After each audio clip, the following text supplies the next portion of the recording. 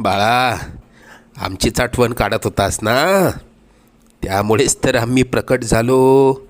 अरे मायबाप मानतोस ना आम्हाला, मग तुला पैशांची गरज असताना सांगायचं ना.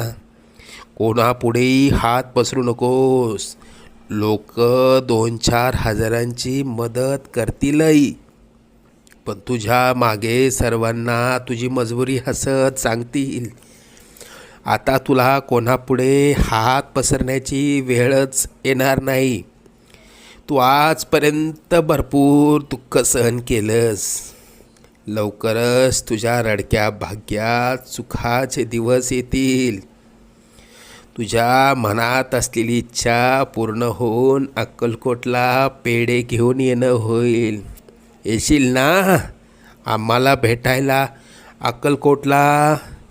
सगळं मनात